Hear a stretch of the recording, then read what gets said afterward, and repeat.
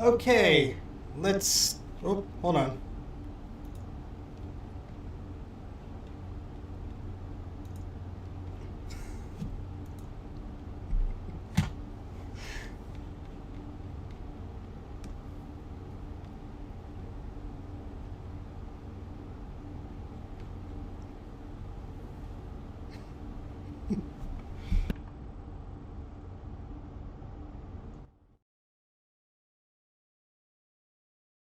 Does that work?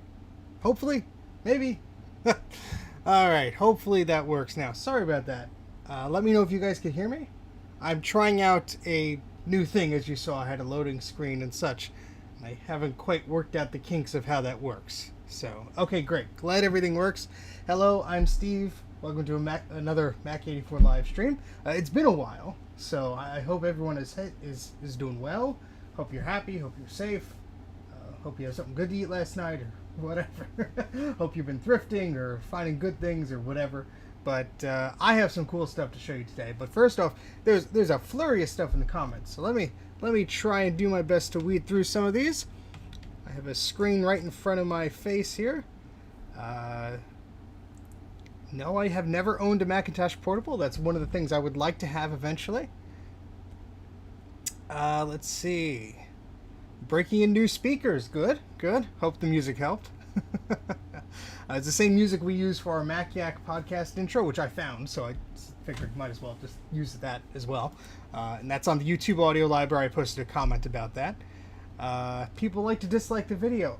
I don't know why. I think there's just one guy that just loves to do it. But let's see. $60 for a color classic. I'm sorry, for a Macintosh Classic. Or Macintosh Plus, rather. That's a little much, I'd say. Unless it works and it's in good condition, then I think that's okay. Yes, good to see you guys, too.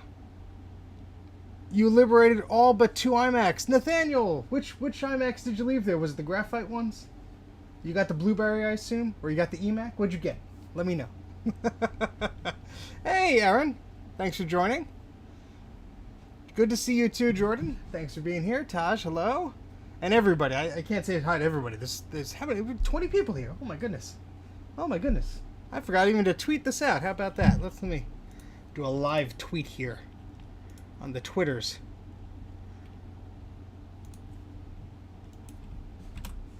Let's do a live tweet.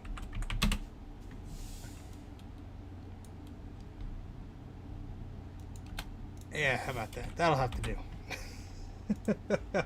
So Nathaniel, it sounds like you got some iMacs or Emacs or something.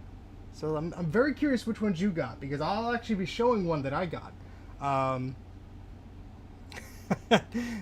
Well, I love a good PowerBook G4, so hopefully you don't melt it.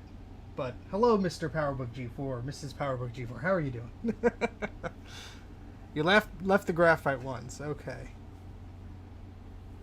Oh, okay. Yeah, I saw the 6100 model there. I saw the iMac G4 there.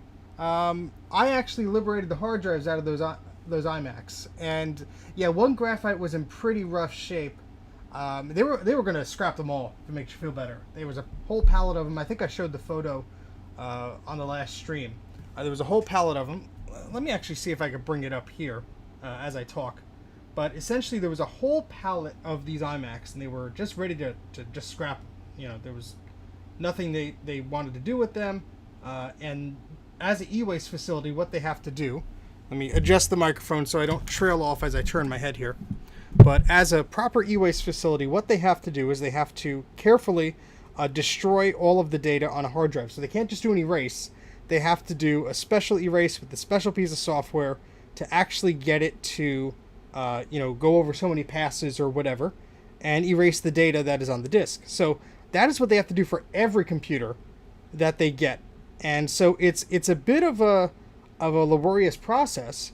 And so I can't blame them if they don't want to boot up 15 Imac G3 models or whatever, just to try and, sell them, because, maybe they didn't think they'd be useful to anybody. So I'm just scrolling through here trying to find the picture. And I should favorite it because I keep referring back to it. Here we are. So I'm going to just show you on my phone here because I can't send it to OBS and it would take forever. But here's the the photo. Let's let that settle in. But those are iMacs that are actually wrapped up in saran wrap and ready to be tossed out. So all the iMacs that you may have seen if you went to LES or you went to an eWaste facility, yeah. So all of those, most of those were actually saved. So it looks like only 2 may have been tossed. Now there was one pretty good looking indigo one that I already saw that was wrapped up and tossed behind something I couldn't get to. But most of them were saved. I have one here.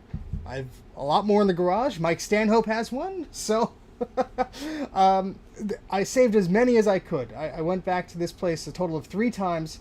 I almost went back the last day, which was Saturday, but I didn't have the chance to do that. And I saved everything I could. So I'm glad that most of those Macs found a good home. And yeah, so I'm happy about that. So let me just scroll back here. And oh yes, those old Sony cameras are cool. I'll be doing some more stuff about that. Oh, so Nathaniel, you said they were all gone before I could grab one. iMacs and Emacs. Oh, you said so the iMacs were gone? I'm sorry, maybe I'm misreading. Oh, you just left the graphite ones. Oh, okay, I understood. Sorry, it's hard to keep up with the chat here sometimes.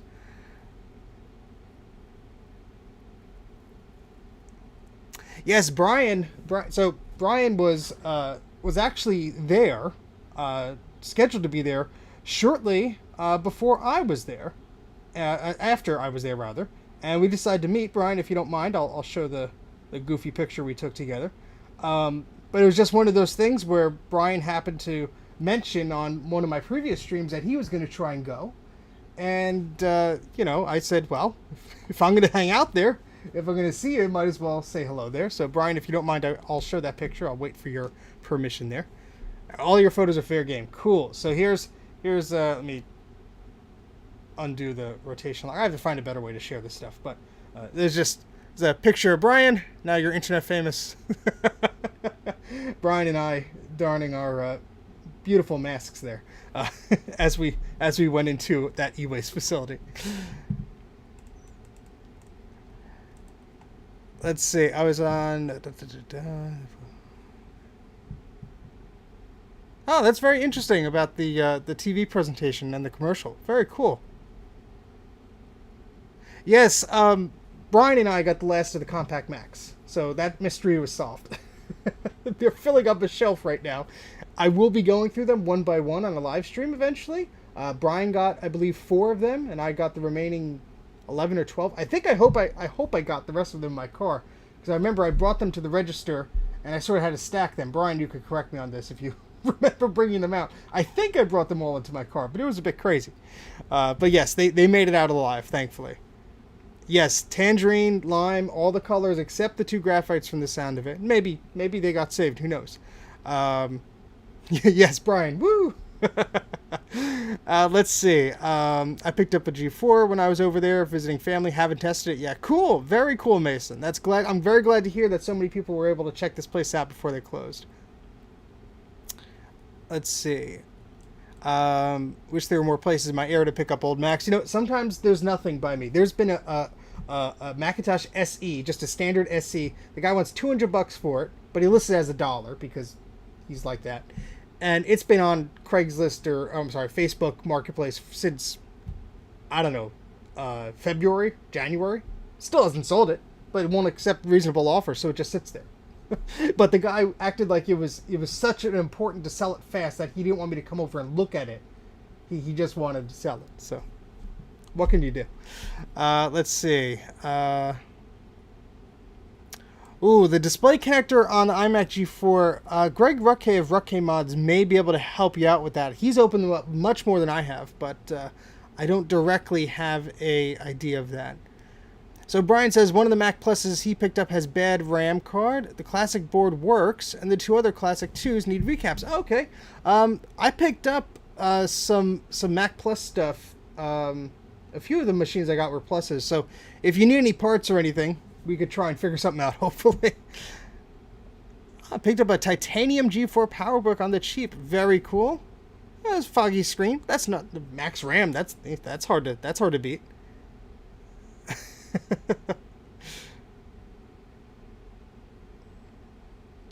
Yeah, if you have to whack the computer, that's probably the solder joints have dried up. I'd try and talk them down a little bit because you're going to have to go in there and repair it.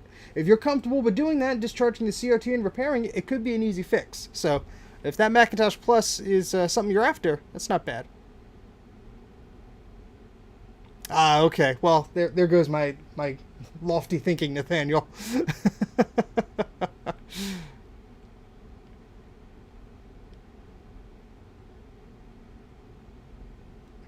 Yeah, I tried raw elements. The guy, some people just don't want to be listening to anything. So yes, getting all the capacitors off that board are more pressing. Oh, nice, an LC3 and a TI-99. Sweet. Yes, I'm sorry, Jay. We got a Mac Portable. Very cool. We got sort of sidetracked by the comments. It's been over a week since my live stream, but let me show you what I've been doing since then. So actually, this is sort of silly. I should have the chat over here. There we go. Let's pop out the chat. Let me get my windows situated here before we go into full gear here, shall we? All right. Yeah, a lot of people like to try selling broken stuff for over $100, and it's crazy. It's absolutely crazy. So, that's all right. We're just getting started here. So, what I do want to show you is some cool things. So, I had the pleasure of, Mike from Mike's Mac Shack and the Mac Yak podcast doesn't live too far away.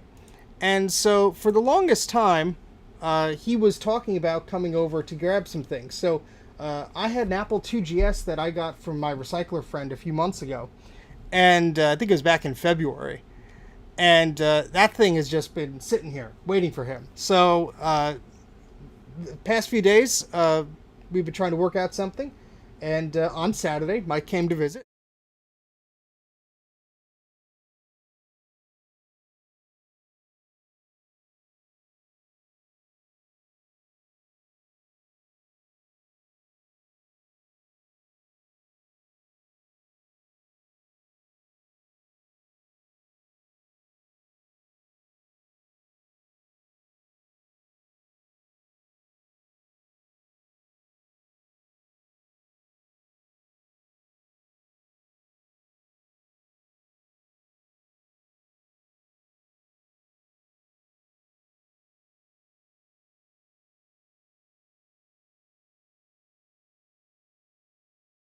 Sorry about that.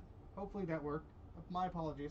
I'm getting new to this switching of scenes here, and I did not have the microphone added. So my apologies, you could not hear what I was saying. But essentially, Mike came to visit, and I gave him an Apple IIgs that I had laying around with him. So hopefully you can hear me now. And essentially, he's been wanting one of these 2GS machines.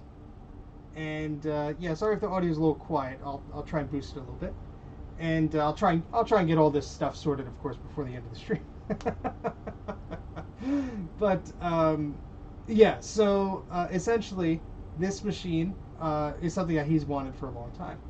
Another thing that he came to get is one of the items that I picked up from the eWaste facility, and that is, hold on, let me get it here. That is a little G4 cube. So here's Mike and I passed him one of the G4 cubes I got.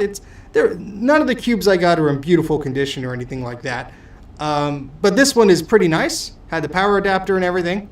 So all of the little pieces were there for Mike to play around with, and he started tinkering with it. And unfortunately, it looks like the CPU may need some things dealt with.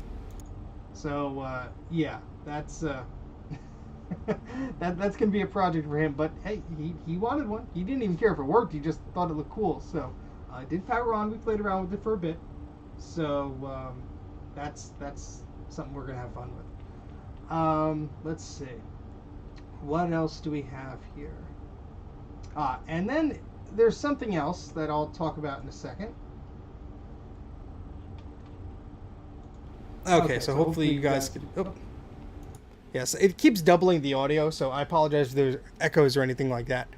So yeah, that was what I was doing the last day of that eWaste place. And it was hot out too. We were thinking driving all the way up there, paying what, $25 in tolls to get there and back. We figured it was best messing around here. So that's what we were doing there. And just catching up on the chat here. Yeah, Mac Pros can look like G5 towers. You just gotta look for those optical drives. If it's 2, it's an Intel. If it's 1, it's a PowerPC. That's a good thing to keep in mind there. Titanium laptop PowerBook for $20, not bad.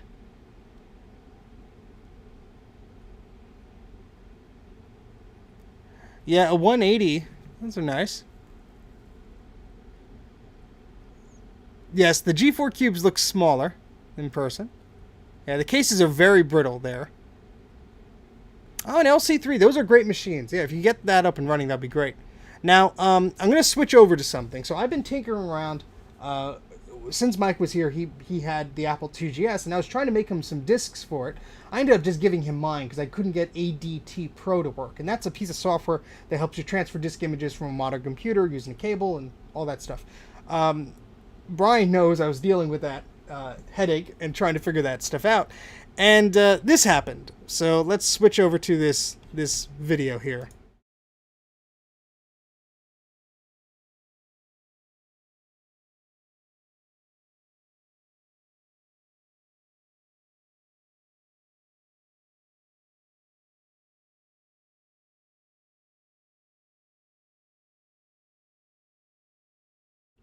Well, nothing wants to work today, but that's a video of smoke coming out of my Apple IIgs. So what has happened is one of the reefer caps went boom, and all the lucky, the magic blue smoke or whatever colored smoke it was came out of there.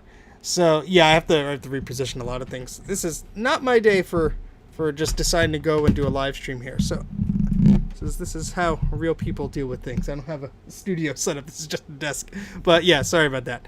So yeah, that capacitor decided to go kablamo, and I could show a photo of it at least. So let's do that. So here is the capacitor. You could see that there's a cut right in the center, and yeah, it's pretty rough.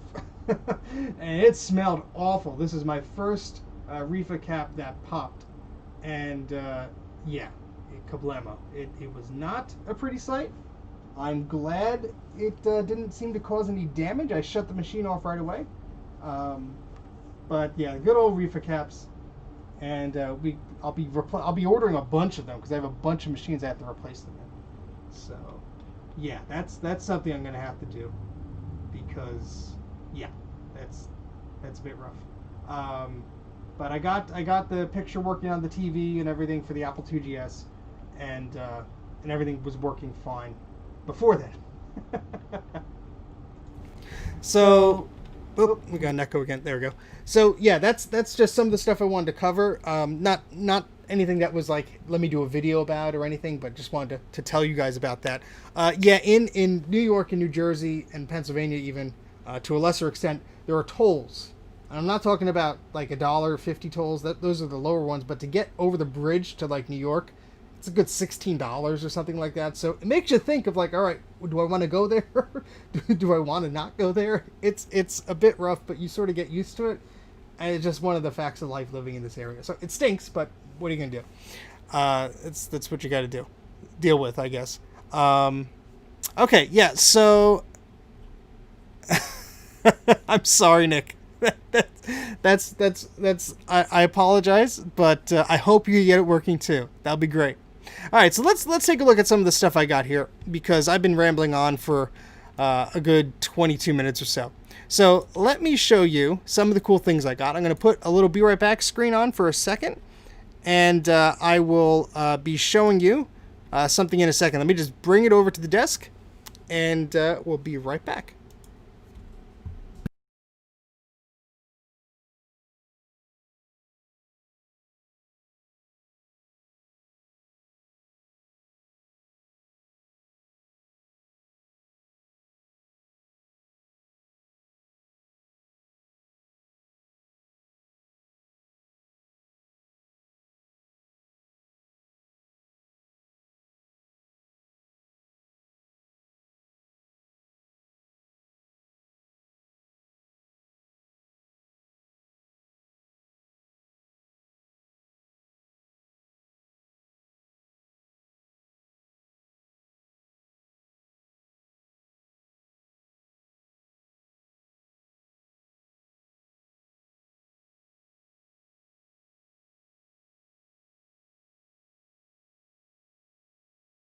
So, there we go.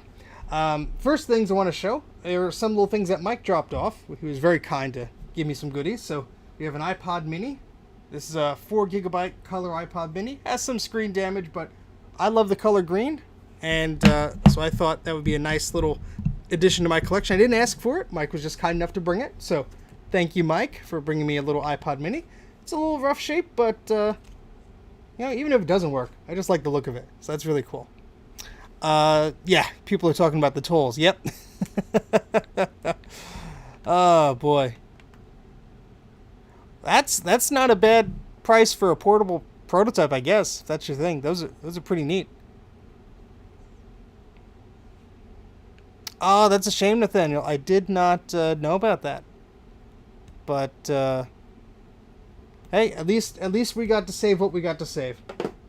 Some other things that Mike dropped off were some hard drives. So these are just Apple Notebook SATA drives. So these are great. So thank you, Mike, for that. He also gave me an old Ipod Shuffle. So these are the, looks like a USB stick kind of. But it has the playback controls here. Has the on-off switch there. I think you'll see the power light was on before. There you go. There's a little light on the top. Very faint. Yep. There we go. So, thank you, Mike, again, for these little goodies. I appreciate it. And one of the things he also brought over was a hard drive. So I requested him if he had any spare IDE hard drives. I miraculously don't have. I have more SATA drives than I do IDE drives. So he gave me an 80 gigabyte hard drive, which is great. And we'll be putting that into something today, maybe. So I'll be very. This is very good timing on that. So that'll be good. What else did I get here? This actually I picked up. It was in a bin of stuff. So at the recycling center, I got a bin of memory, and this was buried in that bin. This is a little camcorder, and it's nothing too fancy. It's like a waterproof, shockproof camcorder, and it's a Samsung HMX W300, and it's a little HD camcorder. It's a little scratched up, but it actually turns on. I had to give it a good charging, and so you could see me. And it works pretty neat. The only thing I'm not a big fan of is the way to charge it is via USB, which is nice because you don't need a plug. But in order to charge this while you're filming, it's kind of weird because you need like a USB extension cable, and you can't plug it into your computer because then it goes into like a PC read mode. So I was just trying to figure out how I could use this in some situations because I'm sure the battery is too shot for me to just let it sit. This is good for time lapsing and stuff like that. Of course, after I built some shelves, I got this thing, but still pretty neat. It does 1080p video. Somebody compared it to like an iPhone video, but that's fine. That's nothing too fancy. Just a little shockproof, waterproof camera, sort of like a GoPro, I guess. But it's fun looking at the accessories manual for this because there's a thing that you basically like plop it on your chest with a big like restraint thing. It's very weird, but yeah, that's an interesting thing that I saw. I took both of the bins of memory. I could not pass up on the price, but I will say this, it was mostly DDR3 memory, and I don't need that much DDR3 memory. There's tons of it, so I'll probably be either selling it or trading it for other things, but it was mostly DDR3. I think out of, let's say if we divided it, and let's say there were 100 DDR3 pieces, there were maybe 10 DDR2, 3 DDR1, 1 PC, 133 stick, and then like one 72-pin memory stick. So it was mostly older memory, DDR3 memory, which it's more bang for my buck, I guess. I just can't use a lot of that. So, have you ever heard of a PowerBook that was completely dead? It was fried or something, wouldn't even turn on. Yes, my PowerBook G4 did that. It's because there was some condensation, some water, and it just zapped it. So, might be able to fix it, but yeah. Those are hard to troubleshoot. Might be a board level type thing.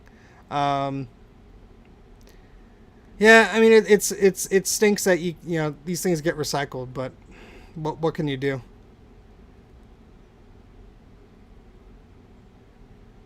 Okay, sorry, just a lot of comments here. Sorry, let's see. Yep, nice little flip camera. I didn't see any 8 gigabyte DIMMs. The biggest I saw was 4 gigabytes. That's the biggest I saw. Have the same weird quality. Oh, thank you, Nicholas. I appreciate it. Yep, it was a good pickup for those 2 memory bins. I think they were like $20 each. I just couldn't say no. It was easier than just digging through them. So, okay. So what I'm going to do now is bring out something else. So let me put on the Be Right Back image again, and let me grab something heavy.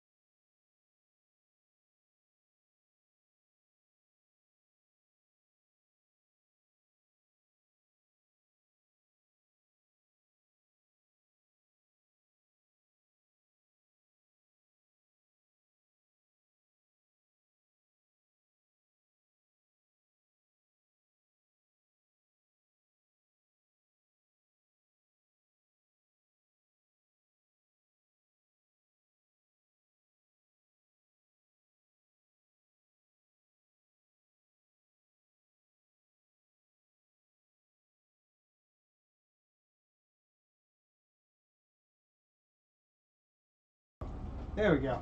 All right, this is the heavy thing I was referring to. It's not the only heavy thing we'll be looking at today. This is a very dusty, somewhat dented Image Writer 2 printer. And I know what you're thinking. Don't you have another Image Writer printer? Yes, I have plenty of them, but this thing was just going to be scrapped. So I figured, why the heck not? And what was cool was the second time I visited, they actually had the box for it. So they had the box for this and a box for an Apple tape drive. They were flattened, they weren't in the best condition, but I was able to take them, which was cool. So, just reading up on the comments of your guesses, I wish it was a Macintosh G3 all-in-one. I don't have one of those. No, there wasn't any that I saw that were there. There was a G3 mini tower, but somebody got it before me. Hey, Mike, welcome to the party. So, I didn't mention it because I was waiting for Mike to come here, but Mike is doing a giveaway, as some of you may know. And Mike is actually giving away an iBook G4. So if you click on his name there, Mike's Mac Shack, and you go to his YouTube channel, click on his icon, I think. Mike, you can put the link into the giveaway video if you want. And essentially, he's giving away a very nice iBook G4 12-inch model that I previously owned, that he now owns and is given away. And you have the chance to win that. You just got to go to his video, subscribe to his channel, and read how to enter there. And what's nice is that thing has a killer battery. It's like 2 to 3 hours. So if you're getting into older Macs, it's a great bridge machine to share the internet from, or to, you know, make OS 9 disks from, or anything like that. So it's a great type of thing. Yes, it has my fingerprints on it. I didn't lick it, but it has my fingerprints on it. So let me just pull this a little closer here, because we're going to be looking, and my audio was stopped. I apologize. I keep touching this little thing, and my audio goes blank. But yes, go to Mike's Mac Shack. Mike will put the link in the video description. I'm sorry, the video chat. And he has a 12-inch G4 iBook that's in fantastic shape. So he's giving that away, and I hope that that's something that he will share. So you guys can click on it. And yeah, I'm sorry. Every time I touch this thing, a different setting goes. So I just terminated the echo. Sorry about that. I am trying to do so much more with OBS than I usually do, and it is just biting me every step of the way. So my apologies. It's just, yeah. So, okay. So what we're doing here is we're looking at, I see, Nicholas, you got a WAS Edition 2GS? That's pretty neat. You want a refund. Sorry, no refunds. Yeah, so Brian got a huge stack of PC-compatible laptops that were really cool. Some of them even booted right up, and they had good working batteries. So, yep, there's the link that Mike posted. So click on that and give him a subscribe and read the rules. See how you could win that iBook G4. It's a really fantastic machine. It's a beautiful shape. Oh, nice. That's a good iBook too. 1.33 gigahertz. Yeah, you know, they were basically gonna going to go bye-bye, but he was able to grab some of them. But who knows? Maybe Brian doesn't want all of them, and he could post on Twitter or something, and we could work out a sharing program or a trade program. I do not have the paper feeder for this. I saw one on eBay that was broken and cracked and was in Europe, and I was very tempted to get it, but it made no logical sense for me to do so. But yeah, I could just feed one sheet of paper at a time, or I could use the tractor feed paper. Okay, yep, see, there you go. So Nathaniel, Brian may need to get some homes for them. So, Brian, if you want to reach out to Nathaniel, there you go. So this little guy has some damage on it. Let me bring the camera closer, because we're going to be trying to see what we could do with this. I'm not going to spend too much time on some of these. Came with the stickers too, and an image writer too. Sweet. That is a good find. So this image writer 2 didn't come with anything fancy. It's a bit beat up. There's some Velcro on the front here. The beat up part is the back here. So the plastic is cracked on the base here. This part, which is removable, is not damaged. But this is, you could see like a footprint or something on there. Time was not kind to this printer. It is very dusty. It is very dirty. And I almost did not bring it home. And I will show you why. So let me get a plug here. Well, I'm glad you got the computer out of the attic. Make sure you remove the PRAM battery on that 2GS. You do not want that leaking on your 2GS. So Nicholas Google how to replace or remove the PRAM battery from that. And yeah, you could go ahead and safely remove that. All right, so I'm going to plug this baby in, and then we'll adjust the camera. All right, beware. When I turn this thing on, it's going to make some noise. If you're wearing headphones or something like that, just be aware. That's all I'm saying. My Image Writer 2 came out of abandoned school. And it worked right away. Look at that. These things are pretty hold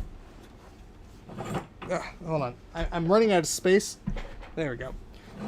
All right, here we go. Yeah, it's really not in too bad shape. It is dirty. Everything from this eWaste facility obviously is a bit dirty, but let's turn it on. I'll show you what it does. Well, it would help if the power strip was turned on. It would help if the power strip was plugged in. That's what I unplugged before. Hold, please.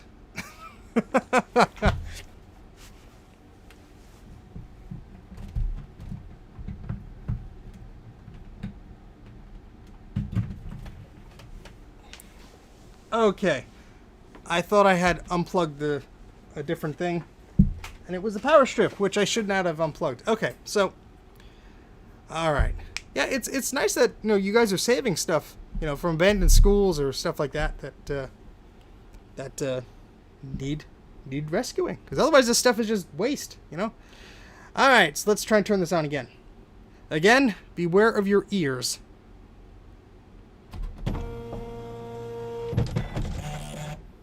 So when I turn this on, it does its normal resetting of the back and forth of the ribbon and everything, but we get a red light here. Now, usually that red light is caused by a simple thing. So the way this printer determines if this plastic here is actually on it or not is through the clever use of a little magnet. So there's a magnet here on the back side of this that goes into this crevice here, and that magnet actually determines if this case is closed or not. These, you could probably get them for under $20 or $30, maybe even less. They don't seem to be that desirable.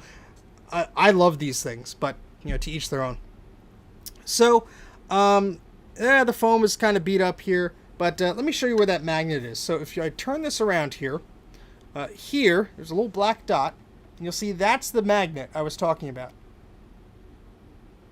Yeah, it's better to not have these things shipped, but all right. So the problem that most of them have is the magnet is missing, or this is cracked, or this case is missing. So it always shows the error light. Now, I haven't messed with this, but let's just see briefly. I'm not going to spend 3 hours on this. Whoop, I promise.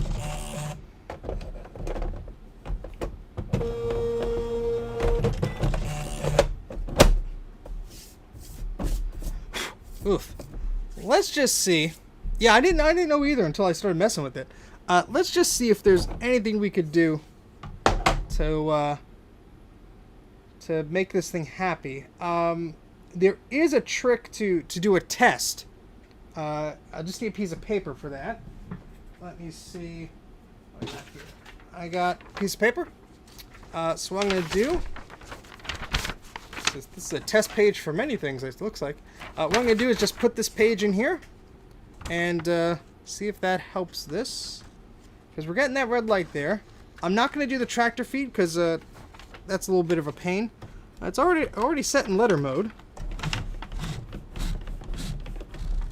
Alright, so... Oh! Well, the error light went away.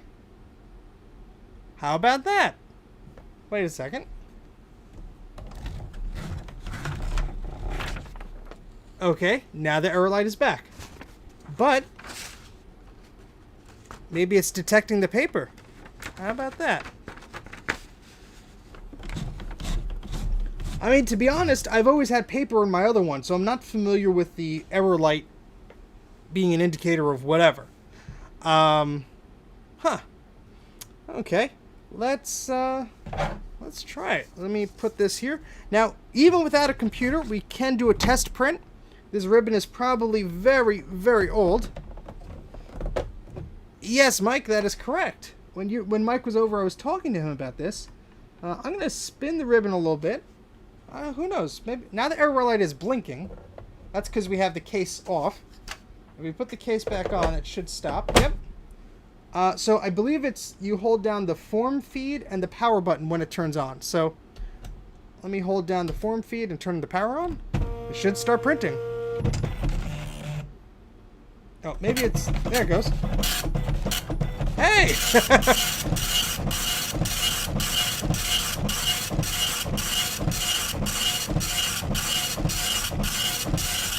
I will give that a rest, because it's printing, though. Holy crap. Alright. Self-test. RAM 0K, AT off. Alright, look at that. Yes, that's some good ASMR right there. Obviously, it needs a new ribbon. But it's what it tries to do is it tries to print out all the characters there. And so, hey, that's not bad. I thought I was going to use this for parts or for stuff like that. Yeah, I know there's a guy who, there's one company, MacFX, that is reconditioning or making brand new color ink ribbons. LGR just got one boxed on his channel. And I don't need one box. I actually have one that came with a box, and I have the box for the other one. So, it does sound satisfying, but you have to have a certain ear for that sort of thing, I guess. But I'm just literally happy that this thing is actually not just a parts machine, because I think I paid 15 or 20 bucks for it. This is the first time I went to the eWaste place, and they didn't give me a discount or anything or a bulk thing or anything. Well, they probably did, but they did. I know they did, but it was still something I paid for. It wasn't free or anything, so. I'm glad that that it works. How about that? If only I'm so lucky with the rest of these things. But, yeah, neat. So, I guess that's a success. Again, the case is cracked on the back, which is unfortunate. There's some tape on the back, it looks like, too. And it seems to be the earlier revision. It's not the later ones that are a bit lighter, but... Alright, so let's get this off the desk here, and I'll bring something really neat out. So let me be right back, and I'll share that in a second.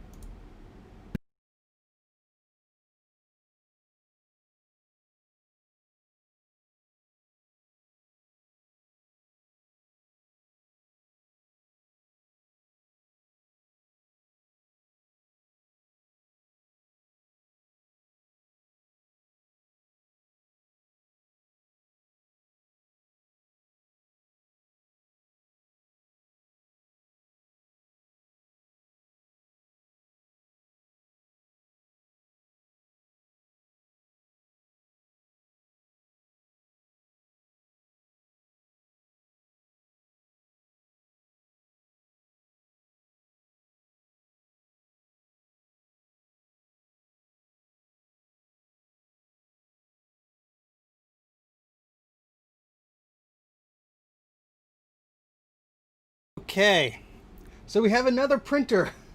This time it's an IBM. I forget if I actually showed this on the previous stream because it was by my feet for the entire duration. I think I showed it briefly, if I did. But this is an IBM PC Junior printer, but it's been rebranded. So Mike, when he was over, was looking at this thing. And this was at the eWaste facility at the very bottom rack. They had a bunch of disk drives. They actually had a few dot matrix printers there. Every time I went back, there was new printers. And I'm a sucker for a dot matrix printer, especially if they're in the box. I think I must have picked up, I don't know, 4 or 5 printers through all my trips there. But I couldn't say no to this. It's pretty much either new or someone packed it together very carefully. I'm not going to take the whole thing out, but what I want to show you is this. So the PC Junior was an IBM PC, and it didn't do well. Let's just keep the history at that. And so this is a rebranded PC Junior printer, because it just says IBM PC instead of IBM PC Junior. At least that's my understanding of it. So what's nice is if you open this up, and you look at the top here, it looks like all the cables are brand new. But more importantly, I don't know if he has one. I'm kind of tempted to reach out to see if he wants it, but I'm also kind of tempted to mess around with it myself, because I do have an IBM machine I just got. So you have your power cable. That's just your standard power cable. But we have this little connector here. Now, this is a PC Junior connector. That's not a standard IBM connector. However, Mike and I believe that this printer was a revision that came out after the PC Junior was failed, and they just reboxed them or repackaged them, and they included this little adapter. So this adapter, and there's a little card in there that tells you exactly what you need to do. This adapter will go into that PC Junior port and just give you a standard serial port. That is serial, it's not parallel. So this will give you a standard serial port. And this little card says, if I could read the thing, for hookup to other than IBM PC Juniors. In the event that the unit does not operate after being plugged in, try turning the jack 180 degrees and reconnect. The jack will only operate in one direction. The following mode commands need to be run in DOS prior to printing on your IBM printer. Blah, blah, blah, blah, blah. Sets up the 1200 baud rate. Second port redirects output from parallel to RS-232 serial. We are not responsible or liable for any printer or computer damages due to incorrect hookup or the use of the C Enterprises adapter. So that's what this is, a C Enterprises adapter. Okay, yeah, so maybe he does have one. So maybe that's where I saw this before. But, yeah. So, you know, computer reset is something that I've loved to go to. But in all honesty, being at this eWaste warehouse and seeing what they had, it sort of got that out of my system. Because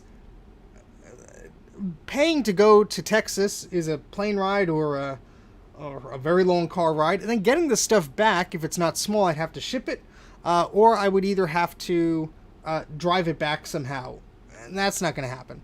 But it is currently closed to the public. They are doing a cleanup effort there. That's not to say I wouldn't go. But there are some hidden gems.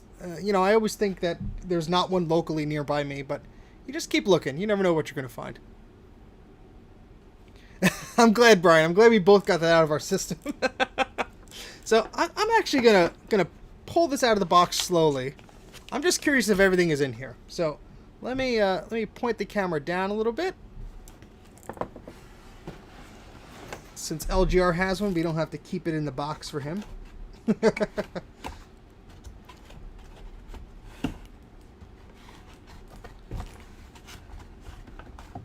So it looks like this cable is attached to the printer. There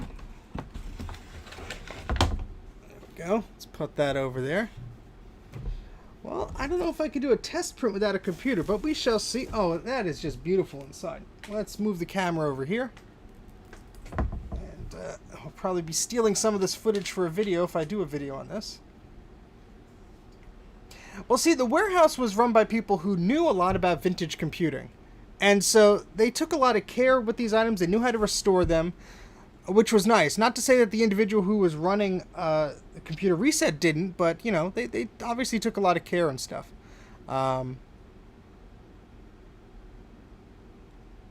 Yeah, sorry, just reading the... Yeah, you know, last summer they said they couldn't open because of the Texas heat, and now it's summer again. So, you know, whenever they open, they open. I'm not, you know, waiting on anything. But they are a very cool place. I would love to visit if I was closer. So I feel there's manuals here. Let me see what I could grab out of here first. Okay, we got checkout procedure. Okay, so IBM documentation came in these little binders. So that's why they have these little 3 holes here. I actually have one of those binders that's been repurposed for Apple stuff, not by me, but by somebody else. Caution, when you're asked to remove the IBM PC compact printer serial cable, always turn off your printer. All right. And the computer. All right. All right, so there's an on-off switch. All right, so we'll keep that to the side. We may need that in a second. Yes, I would like some nice minty CRTs too. Oh boy. This thing has probably never been taken out because this is in beautiful shape.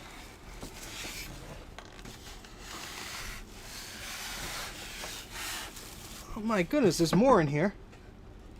Alright, so there's the rest of the documentation, which I wasn't able to feel. Package contents. Alright. We got an envelope? Custom thermal paper. Okay, so maybe this was opened.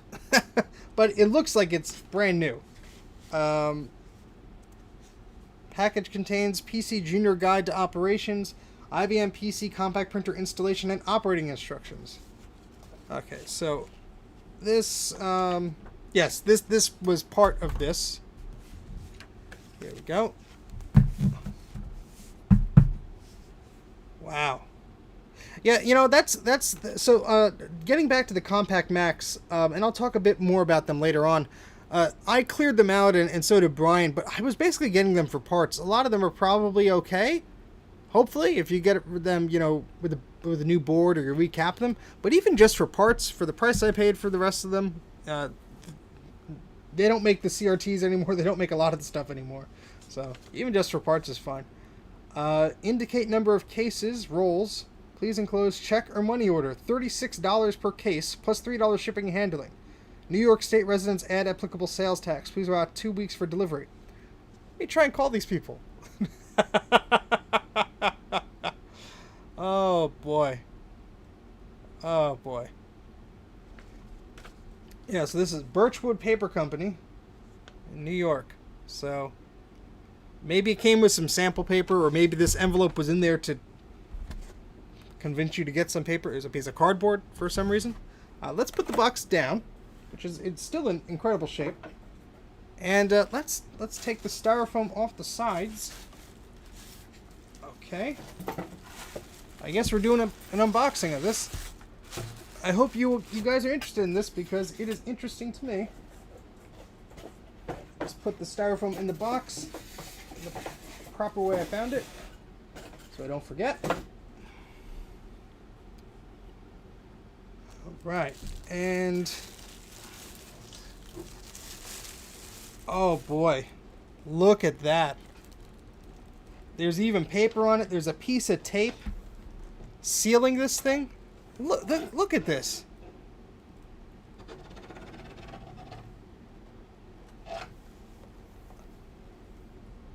This is in beautiful shape. I don't know if this thing has ever been really touched or used. Well, in YouTube, when you're typing a message, you can't edit it. So if you want to make a correction, it's easier to delete it. So let's look at the back of this. Manufactured for IBM, Armonk, New York. Serial number 1051409. Model number 5181001. Very cool. Made in Japan, but assembled in New York. How about that? Yeah, this if LGR is watching, he needs a not safe for work flag. Yeah, everything is in such a beautiful shape here. Dare I take this tape off? Oh, it's sticking a lot, so no one has ever peeled this off. You know, I want to set up a machine to print this thing. Let me read the instructions first. Let me take a step back here. Let me read the instructions. See if there's a way to do a test print without a machine.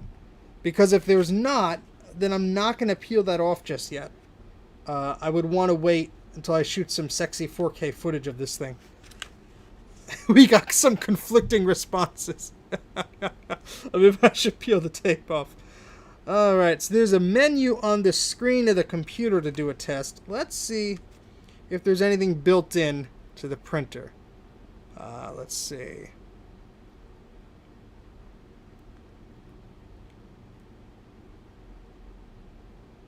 Don't worry, Nathaniel, you could always catch up later on.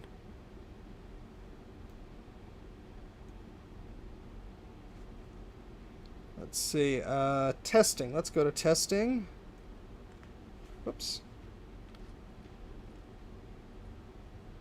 Yeah, so test menus.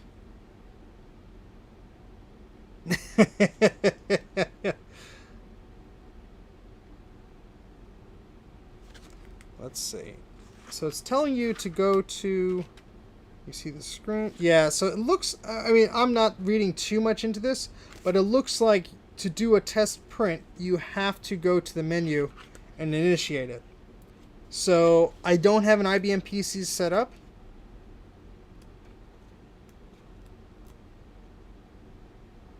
Let's see. Oh, wait, actually, there is a printer self-test, apparently.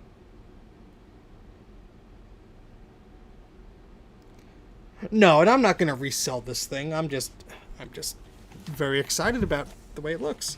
Let me see what I could do here, because there's a paper feed button you're apparently supposed to hold, and it will feed paper. But let me take this tape off of here. I'm going to do this slowly. In fact, got my phone here. Let's do some recording. So when I eventually do a video about this, you'll be like, hey, I saw him record that. It was a live stream. People love, removing tape and such. Yes, this is a thermal printer. Oh, that is really stuck on there.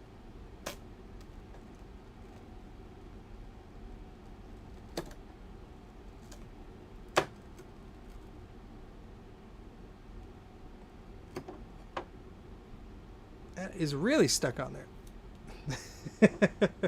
It must be done. You know what? I don't have to peel the rest of it off because it's refusing to come off. So, all right, that'll satisfy my needs for a bit, but real slow. Don't stop. There is a whopping one piece of paper in here. What is this? What is this? It's sealed with tape and everything. I mean, I bought it to use it. I'm not gonna not use it, but I guess this is thermal paper. Spared no expense. I'm actually gonna look at the booklet before I, start taking things out and not setting them up correctly. All right, so let's move the paper to the side. All right, so let's make sure I'm actually following the correct booklet here. So this says packaging contents, so we're just taking a little detour here, guys.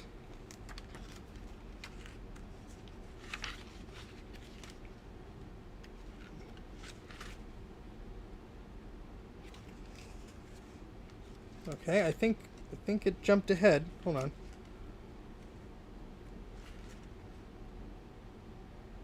So where is... Oh, well that would... The front of the manual's in the back, and the back of the manual's in the front. So I got the pages messed up here.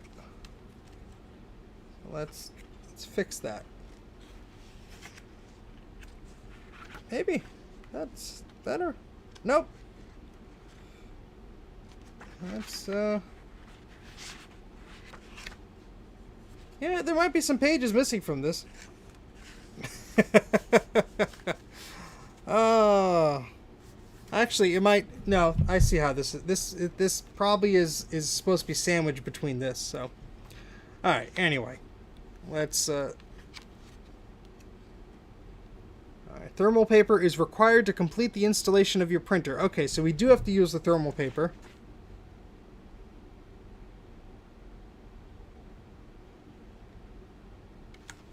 Okay. Thermal paper fades with time. Thermal paper with printer text should be stored a file or a dark place to reduce fading. Do not leave thermal paper in direct sunlight, direct fluorescent light for long periods of time.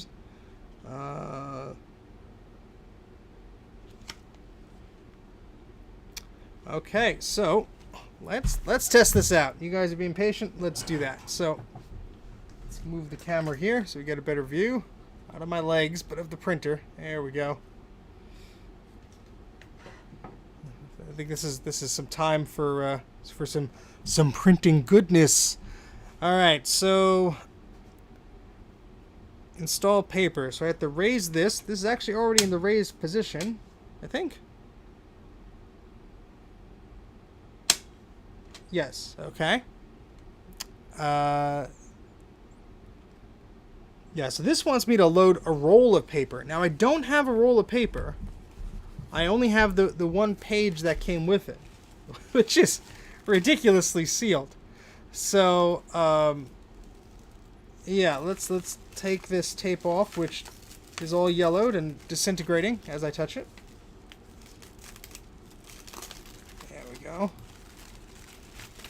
I mean, they spared no expense. Well, they did. They didn't give me a lot of paper, but to wrap the paper, it's like opening a gift here. Oh, this smells like old computers. If I could bottle that smell and sell a cologne, a bunch of geeks would buy it. Oh, we got 2 sheets. No, wait, maybe 3? How generous of them. 3 sheets of paper. All right, let's I guess try with 1. I don't know if this is going to be enough. But hold on, let's read this correctly here.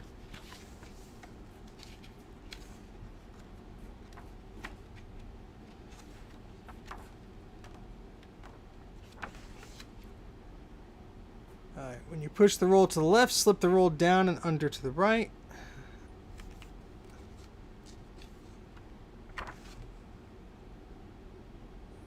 Okay. All right. So, yeah, I'm gonna print out the IBM logo 1 letter at a time. All right. So this is supposed to go.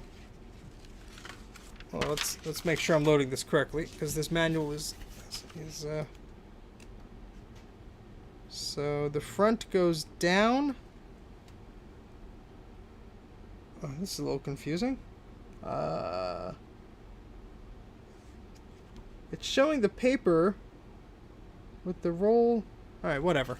I'll figure this out. Yes, 3 separate pages. So it looks like this goes down and then comes up.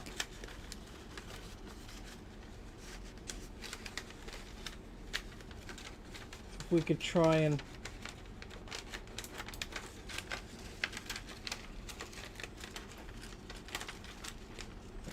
I know I'm probably doing this wrong. Air comes, maybe?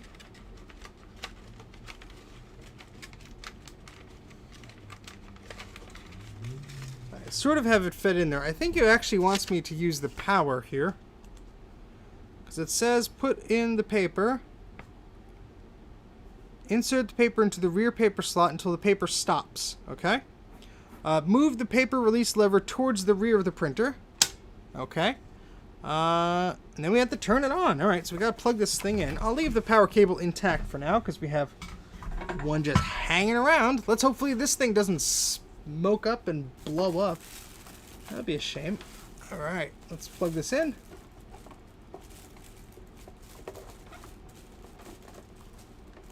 Alright, that is snug in there. Let's turn it on.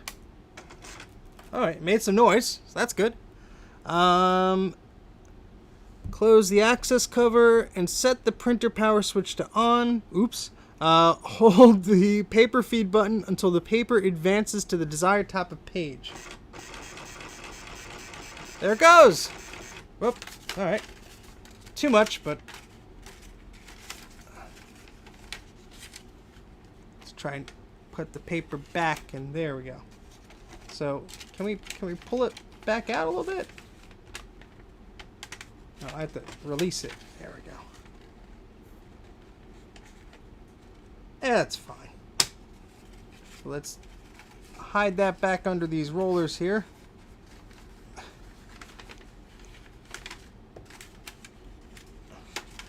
And we do that, right? There we go. Okay.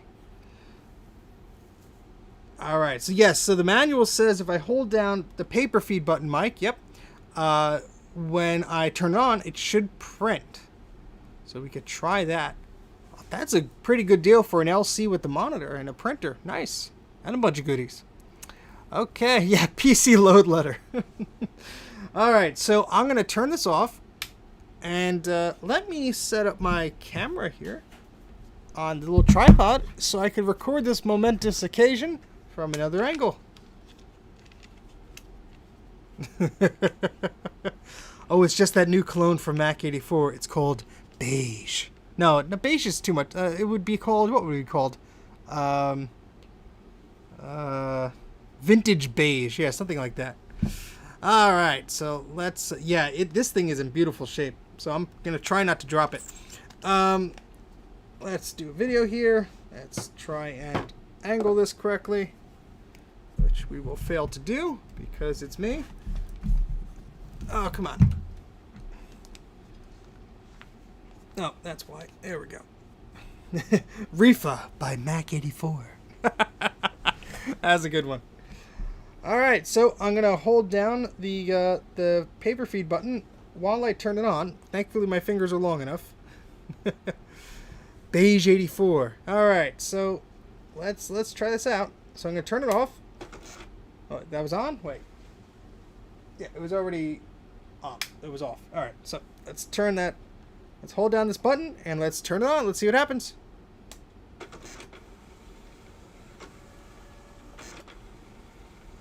Well, it's trying, but I don't see anything. Yeah, this poor little guy.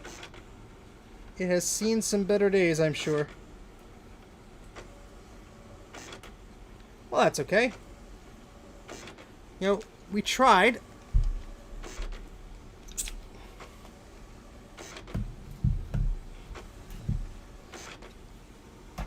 Exactly, I'm running out of hands. I need some more hands. Alright, so let's turn this little guy off. So,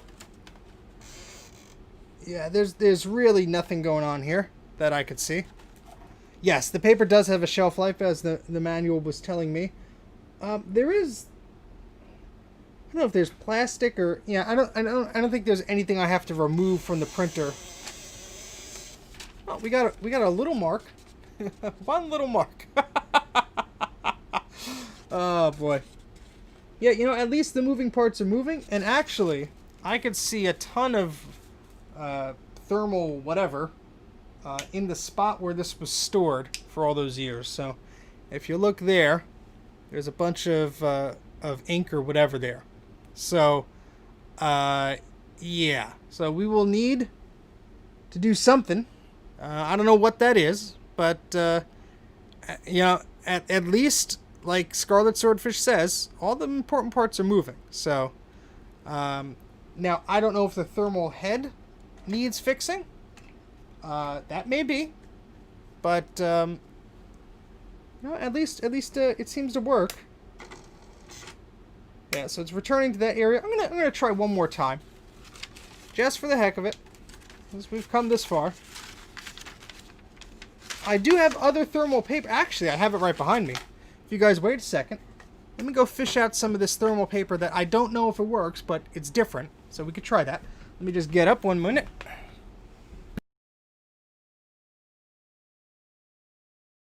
You know, we already tested it. Oh, I thought you said test the image writer. Tiniest image writer. Oh, we'll get to a tiny printer. We'll get to a tiny printer. Just 1 moment, please.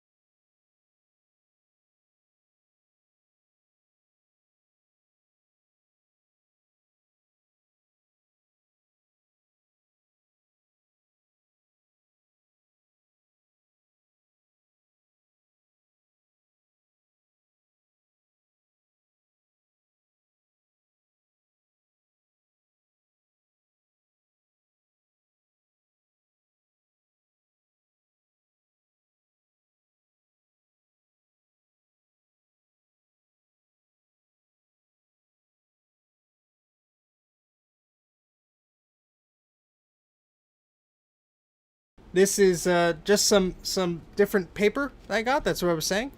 So this is thermal paper for portable electronic typewriters and computers. Yeah, sorry, my finger keeps hitting the thing. So we're gonna try this paper. I don't know if it works, but we can try it. Okay. Yeah, this came with a Canon TypeStar 7. So, it's not exactly new. But we will try. This has a weird feel to it, but all right. Let's get that IBM paper out of the way. Move over, IBM. This is Canon country.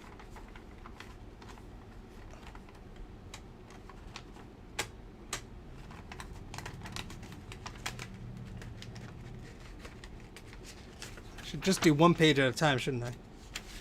Well, I'm an idiot.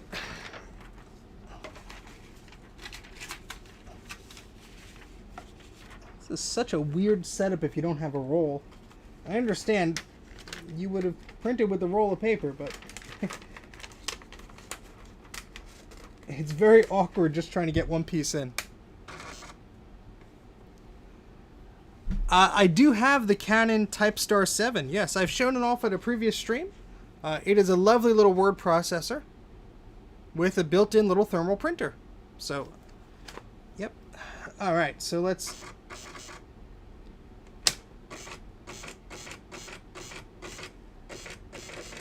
try and feed the printer, but come on, buddy. All right, which direction does it? I always get confused with this thing. I look at the manual and 2 seconds later I forget. Okay, so it has to be in the back position, but let's try and help this out a bit more.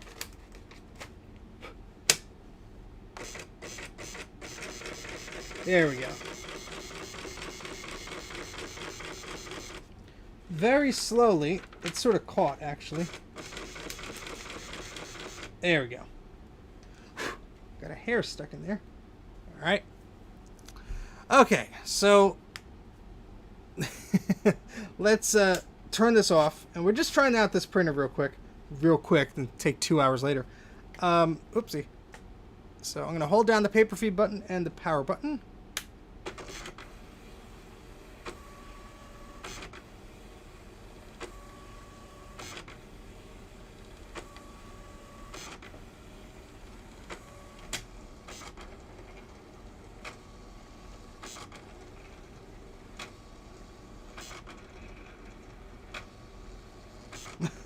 Yeah, it doesn't seem to be doing anything, unfortunately.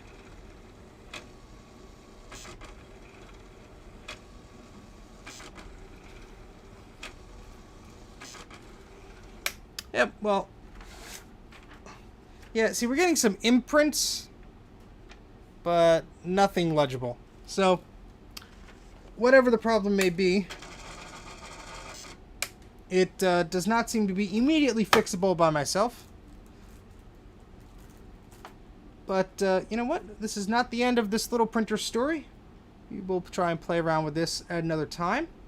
But I have many more things to show you, and I actually need to sort of duck out not too long from now. Let me check my mobile device. Yeah, so let me get through as many things as I get through. There will inevitably be a part 4 of this, I'm sure. Let me just put this paper away as we try and clean up a little bit here. There we go.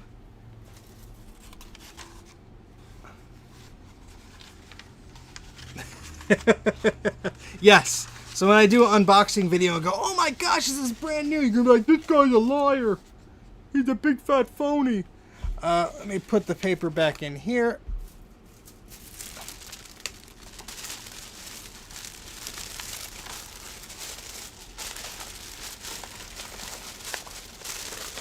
This bag smells like business. That's what it smells like. 80s business.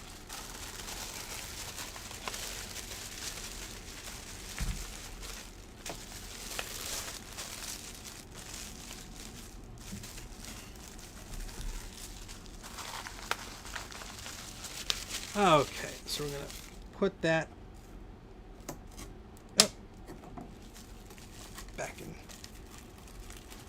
in there. Oh, I see, that actually goes in. It's convenient. Alright. So, this little printer will visit us another day, I'm sure. The 80s by Mac84. Like nothing ever happened. Now I could be a scalper and put it on eBay for $1 million. Something tells me there's a lot of these sitting out there. Alright, so let's bring this back around. I'm getting dust all over it now, of course, but...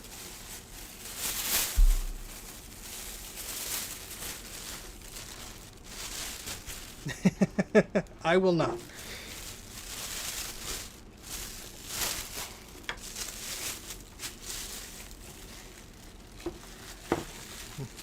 Reefa Cheek by Mac84. Alright, let's get our styrofoam back on here.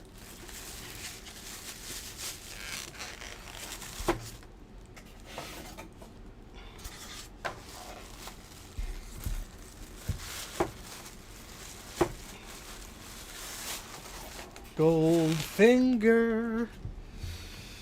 I want to watch some James Bond movies. Alright, let's get all the goodies back here.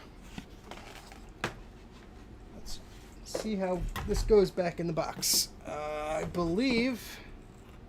it doesn't matter which way, I guess.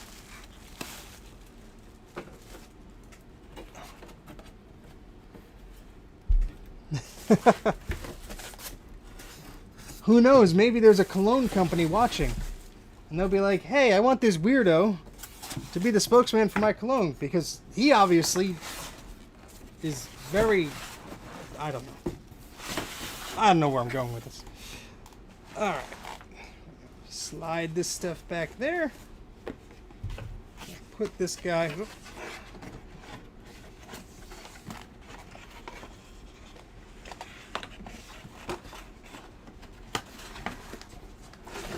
There we go.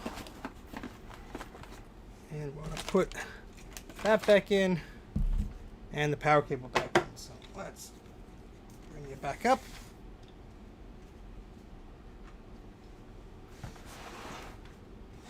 And we will try and put this back as neatly as possible. And there we go. Very, very nice and neat. Alright, so there's something else I want to show you. Let me just put on the Be Right Back image for a second. And I will be right back.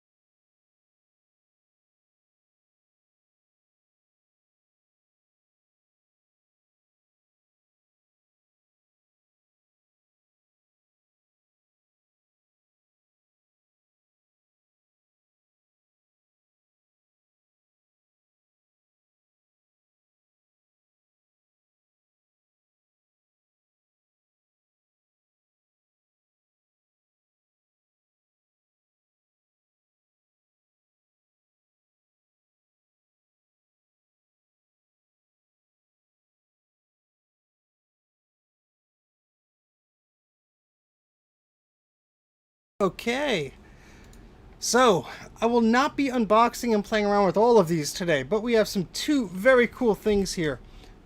These are not as pristine in the box as anything else, but this is a Commodore single floppy disk drive, which is pretty neat. I picked this up, I think the first or second time I went. In fact, this one, I don't know if it was just the design of this thing, but let's take that out. And what I like is there's still a little sticker there. And that says this was $148.86. So I also picked up a Commodore 64 there. Brian got a bunch of cool Atari and Commodore stuff that maybe he'll be sharing on his YouTube channel. But look at that. That looks like it's pretty new. And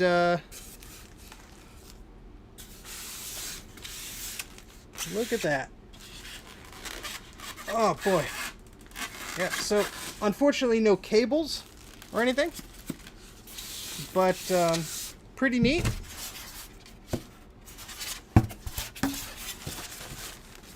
Ah, and Dana has a VIC-20. Hello, Dana. I don't think I said hello to you, but hello. Oh, this thing is heavy. Oh, boy.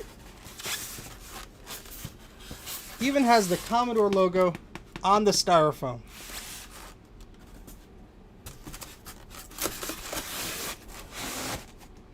And yes, your eyes do not deceive you. This is yet another dot matrix printer. Look at that. Hey, Charlie. Oh, boy. Yes. Yes, yes, yes, yes, yes. So here's a Commodore MPS 1250. All right, Jay, don't worry. The next thing you'll like a bunch. I promise you. But yeah, this is a dot matrix printer.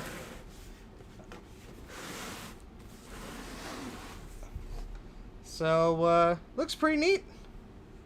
Draft quality, near letter quality. I'm not gonna open this up. There's a bunch of other Commodore stuff I'm gonna do just to stream with Commodore stuff because I want to get them up and running and test them. So I'm not gonna mess around with this right now.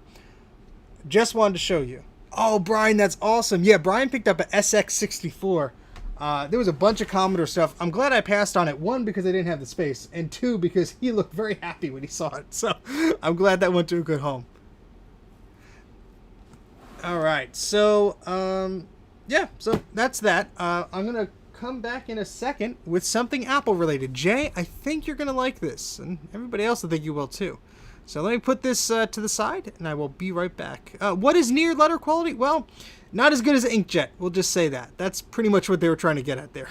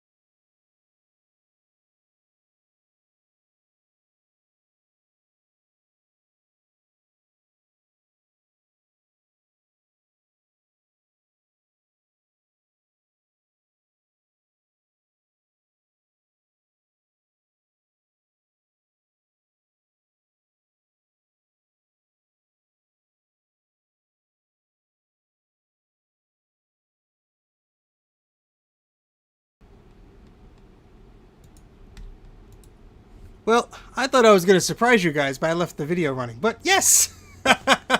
Surprise! It's a Power Mac G4 Cube! Yeah, I wasn't speaking yet. I was going to do a transition, was going to tease it, but whatever, you guys saw it. I didn't show the Cube unboxed, I don't believe, Mike. I showed the MDD, but I didn't show the Cube. Did Apple do printers after the 90s? No, I don't think so. They did some of the laser writers were the last ones. So yeah, this is a G4 Cube. Now it's not in the best shape, but it is really cool. I've never seen a cube with the box before, and yeah, this was a cool find. So the first day I went there to the recycling place. So they have to sanitize the machines. By sanitizing, I mean they have to erase the hard drives and then they put them out. So they actually try to put an OS on them, which is nice. But yeah, so this is a G4 Cube that they posted. As I walked up for my appointment, Dana actually sent me a message and said, hey, look, they just posted this. And I waited around for them to be done with this. So we have a beautiful G4 Cube here. Let's spin this box around. I just love the artwork on the box as well. Look at that. And then we have the back showing the cube there. And what's neat is, on the top of this, we have a bunch of text here. And we have all the details. So 450 megahertz, 64 megabytes of memory, 20 gig hard drive. Now, I was a little curious if this particular machine was actually the one that was included in this box. And you know what? For dramatic pause, it is! Now, unfortunately, the physical condition of this is not in the best shape. But let me stand up, we'll open it up, and I'll show you what I mean. Let me see if the tripod will go this high. The fun of a live show. Okay, so let's try and open this thing up here.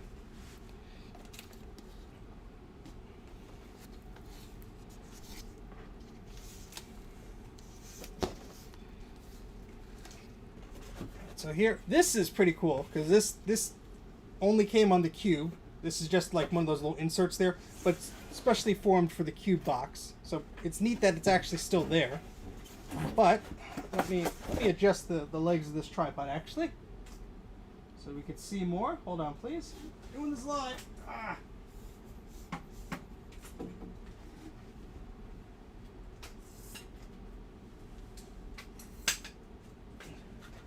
We're by no means a professional setup here, I assure you. But, okay, so inside we have a keyboard, we have a mouse, and I was very surprised to see this. This is a little Vga Extender. So essentially, since the Cube's ports are on the bottom, oh, that plastic just cracked off there, didn't it? Oh well. The VGA connector's on the bottom, so it plugs in like that, and this plugs into your display. Yeah, that could be glued. That's all right. But very cool. I'm going to put that back in there. Who knows how long that's been sitting there. So we have the Apple Pro mouse, which it's hard to tell. Yeah, I think it's just been. Ooh, look at that. It's all cloudy. Almost looks like oxidization or something. Yeah, it's hard to see because the camera's not being fun here, but I don't know if that mouse actually works. But you hear the click of that. So we got the mouse at least. Even if it doesn't work, I have better mice. And we have a keyboard. Now this was probably not the original one because it was dirty and I found it elsewhere and they just gave it to me. But we have our keyboard here. It's in decent shape. I've seen worse. Still has the stand here. Let's see what else we got. We got the modem cable. How about that? So to plug into your dial-up internet, you got your modem cable right out of the box. We have a FireWire 400 full size to DV adapter. So We plug your Firewire camcorder into that, so that came right with the machine. Oh, I didn't even notice this. We have our little pouch of discs. Now, it doesn't seem to have the manuals, but I do have the manuals somewhere. Let's see what we got here.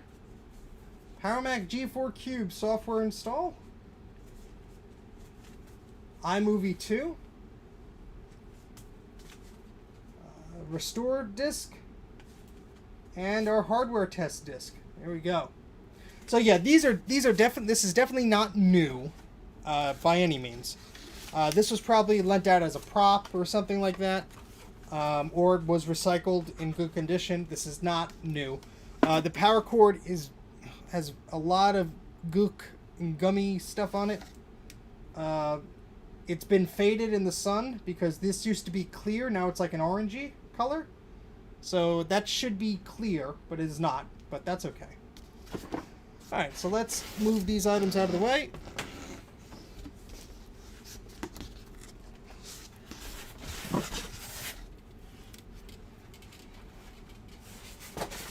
Okay, and we see our G4 Cube actually.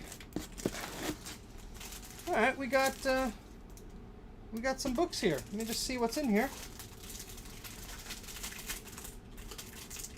I wonder if all the manuals and such are in here.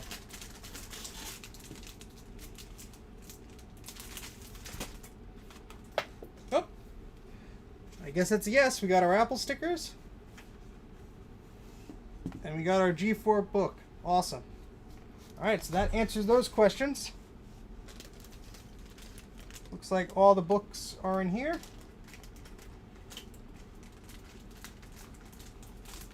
Put that back in here. I had the book somewhere, but now I know I have a complete set, which is very cool.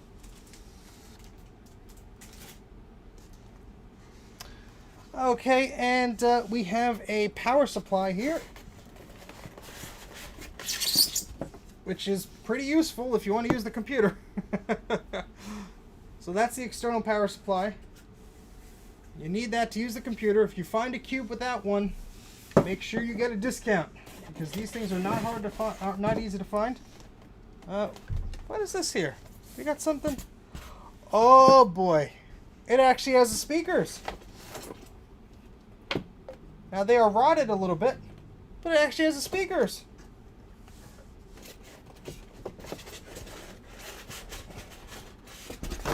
I can't get the other piece out. Hold on, let me put the speakers down.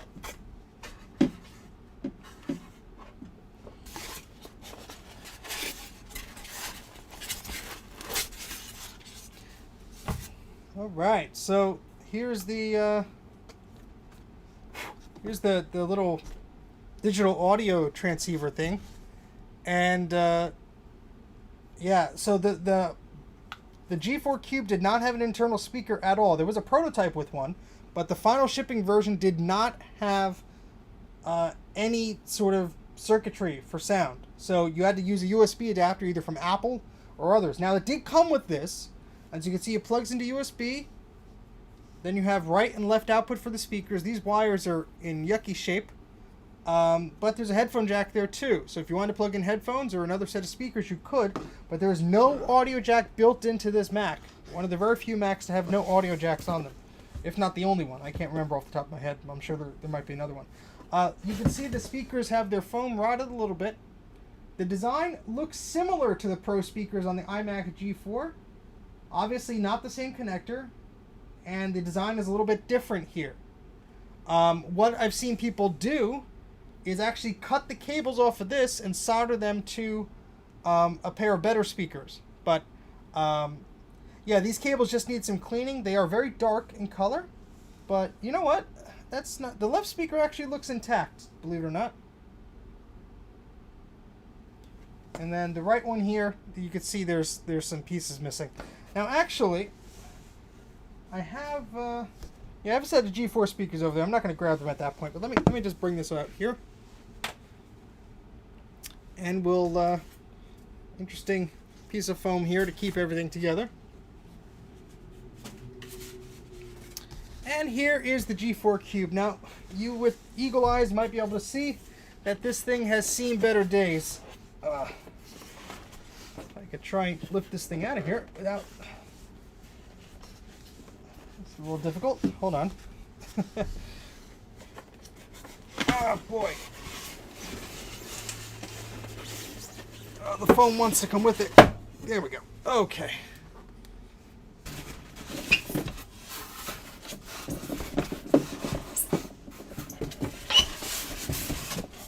So the bottom of the foam is starting to separate from the other, but okay. Let me move this box here.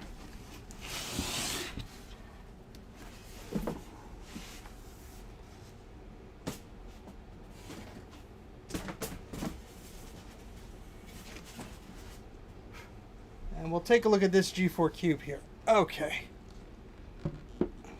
So unfortunately, although this machine is from that box, because I matched the Ethernet ID, you can see we have a sizable crack at the top. So we have a big, huge crack there. Unfortunately, it's very unfortunate because this thing is really good looking. Anything else? No, the only Duo stuff I got was the stuff I showed previously. So, yeah, unfortunately, I didn't even get a good look at this thing. This is the first time taking it out of the box since I was there. And there's some scratches and scuffs, but really that's the only bad spot, which is horrible. But let's place this down carefully. And yeah, I matched the Ethernet ID here, and that does match what's on the box, so I know that is that. Well, let's take the cube out here. There we go. Oh, we got an upgraded video card. That's not an ATI Rage, that's an NVIDIA. Look at that, it has a little fan on it. Hey, GT. This is the first cube I've looked at that actually has a non-ATI card in it. This has a little NVIDIA logo on the fan. Jeez, that's pretty cool. That sort of makes up for the crack. We got 3 sticks of memory in here. Don't know what they all are. We have a hard drive in here. Might be an aftermarket one. GeForce 3, okay. That might be this, and let's power this thing on. So, put this back in here.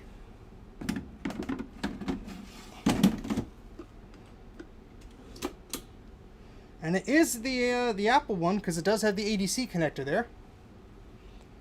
Really? I have no idea. Well, I'm glad I got this one, even though when I looked at it, it was cracked. Heck, I would have just gotten it for the box. Yeah, those batteries are probably not the best. They will need to be replaced, but I'm not going to worry about it just right now. They're less prone to it because it's such a newer thing than some of the ones from the early 90s. Let's set this up here.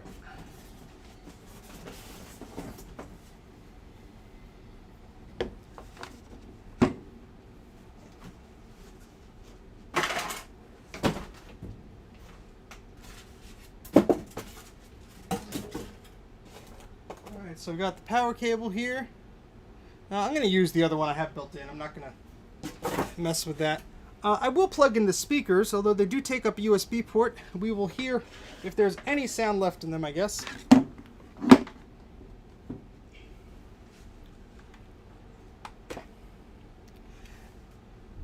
So there's this plastic piece, and then the Apple's attached to it.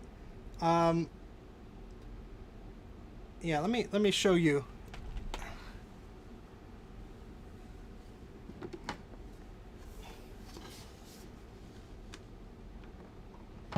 Be very careful with this. So the surrounding metal piece is separate from the glass, or the plastic acrylic rather, but I don't advise you really taking it off unless you're trying to do something. I don't know.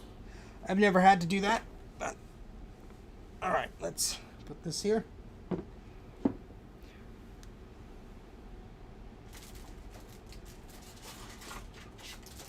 And I guess we should plug in everything, huh?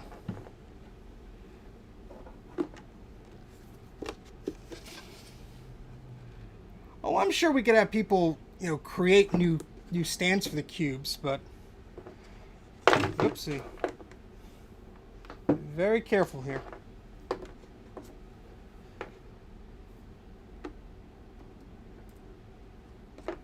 Okay.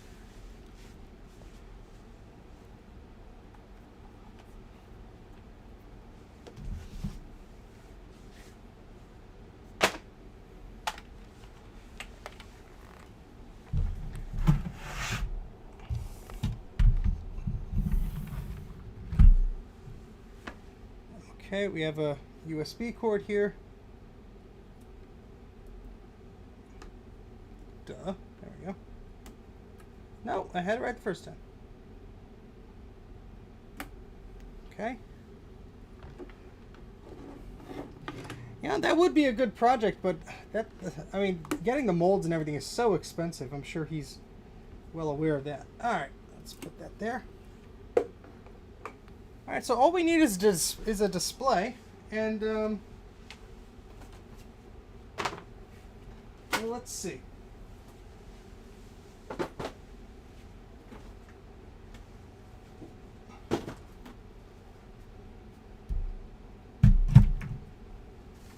So, yes, USB always goes in just after the third time.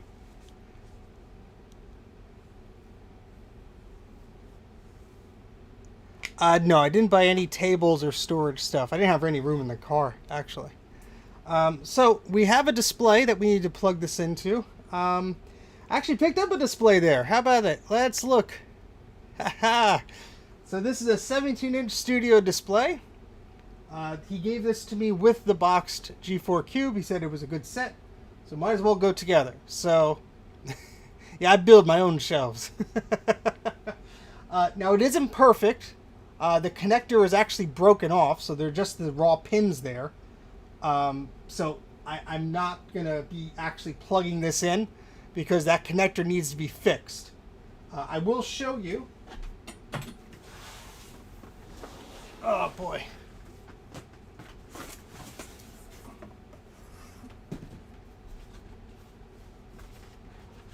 Actually came with this little thing. Has the receipt in here. I'm not going to reveal the personal details, but I will say this was purchased on October 24th, 2004 for a whopping $699. That's before tax. So that's a nice little piece of history there. We got the foam covering it. So unfortunately, I'll show you the cable here. We are missing every piece of plastic that was covering this connector. So we just got raw pins here, which is not really going to keep that in place. And some of the pins are already bent. So I'm not going to fuss with that at this point. Thankfully, I do have a cracked LCD I could probably take the connector from. But that is unfortunate there. So.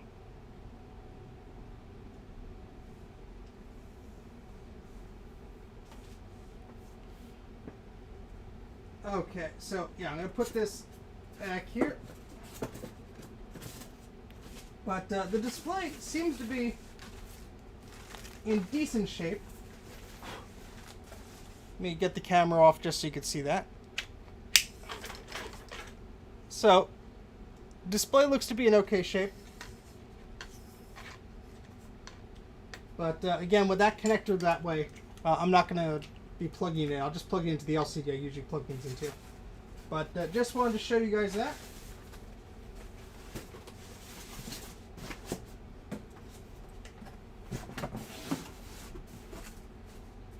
Okay. All right. So let's just use this VGA monitor I have here and move some of this stuff out of the way. Oh boy.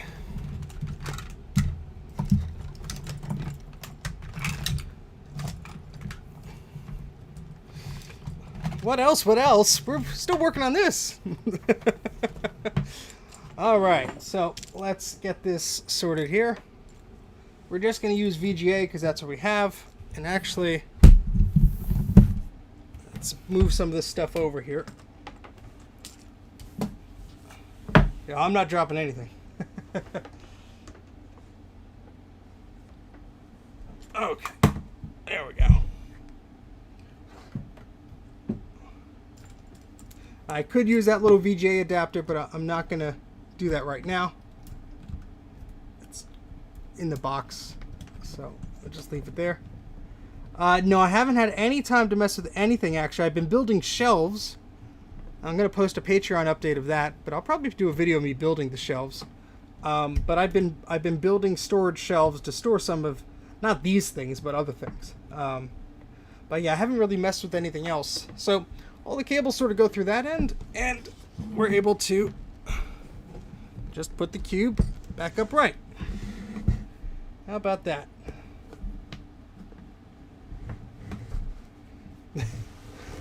I would never sell anything as new when it's obviously used. I'm not that much of a jerk.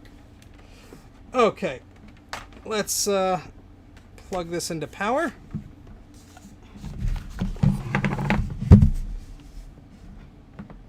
Yep, it has just a regular VGA. Nothing fancy. It does have an ADC connector, but it also has VGA. So this should work. The guy tested it and everything. Let me just steal a mouse from this computer.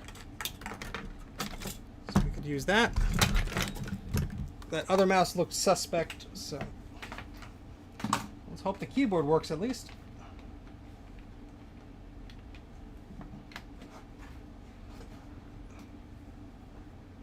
No, the other one I have, I think, has VGA also. So if they gave you a digital connector, it was ADC. They didn't want to give you two, or they probably couldn't give you two. I don't know. All right, so let's switch this into VGA mode. Let's turn our power strip off, plug it in, turn the power strip on, and let's push the power button here. It glowed. That's good.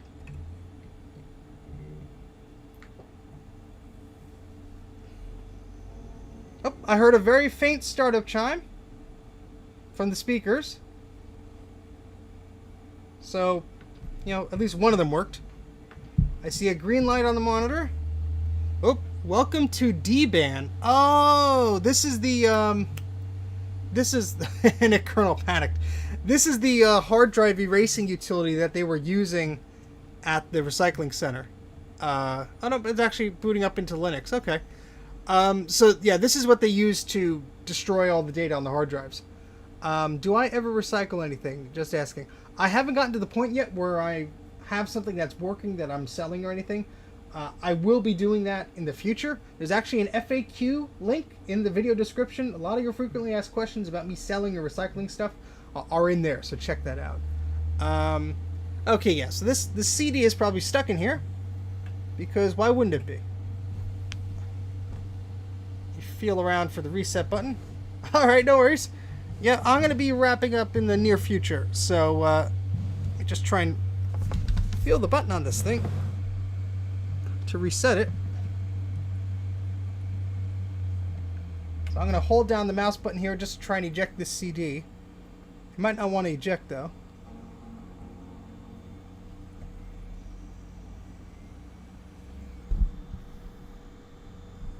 So I can hear it.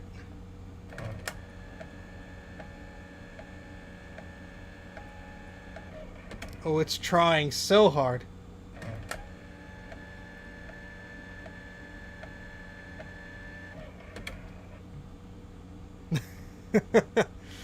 Oh, poor little thing. Yep, that's exactly probably why they left it in there. But what I will do is carefully put it on its side here, because that sometimes helps. So let's reboot again. This is what Mike and I were doing the other day with his cube.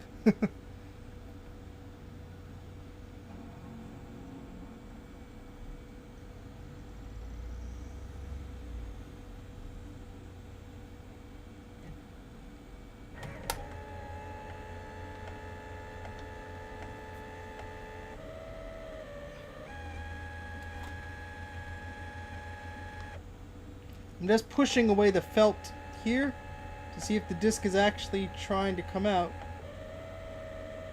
I'm not pushing anything in, I'm just trying to see. Right, what I'm actually going to do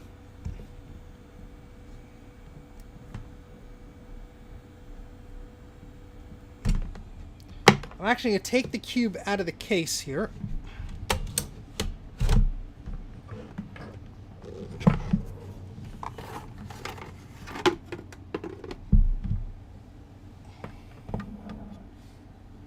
I wish I had a third hand right now. There we go. Put this very carefully over here. Even though it's cracked, I don't want to crack it more. So I got a naked cube here. Sometimes that little piece of felt is actually going to keep that disc in. So, alright, let's try this again.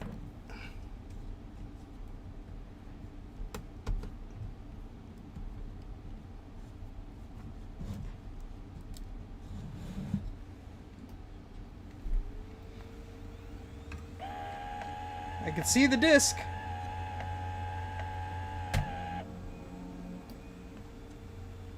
I got it. There we go. We got that nasty disc out of there. Alright, so we can put that to the side. I'm not going to put a disc in there right now. That's going to probably be a bad idea. We will be playing around with this and restoring it likely in another video, but I'm glad that the disk drive reads discs. It needs to be repasted probably. I know Mike was saying that his got very toasty. But yeah, that NVIDIA card is nice. Yeah, the disk was a D-band Linux disk that was helping them to erase hard drives.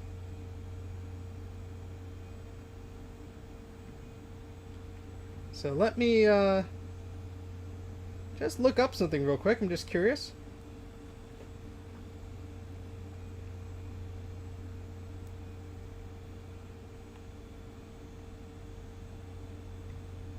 So the cube came with either a Rage 128 Pro, a Radeon, or NVIDIA GeForce 2 MX. So the 128 Pro was only 16 megs, but the GeForce or the Radeon was 32 megabytes. And it came with either 10 base 100 Ethernet or gigabit Ethernet. So, very cool.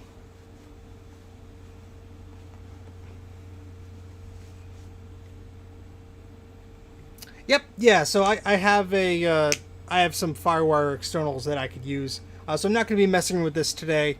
But I'm glad to know it works, despite its cosmetic imperfections. I'm glad that the that everything was working pretty well. GeForce 3. Okay, well maybe Mac Tracker is inaccurate. They said GeForce 2, but I'm just going back what I read on that real quick. But yes, this is a 450 megahertz model.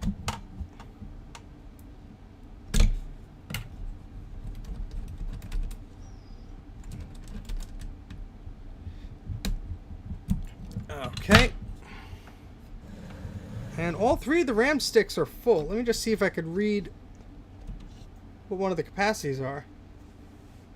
I only got a Performa 6200 PowerPC one when I was there, but that's the only one I picked up. That's the only one I saw there, to be honest. If they had a Quadra or something, I would have picked it up. But yeah, there's no real easily to read label on this thing, so.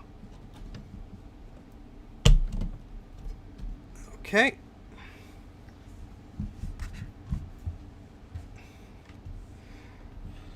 Oh, let's not have fights about graphics cards, please.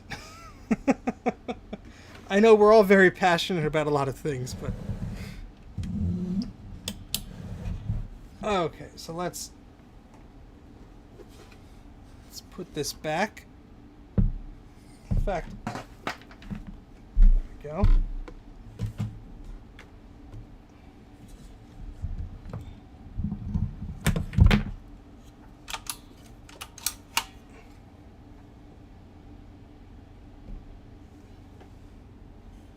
Wrong way.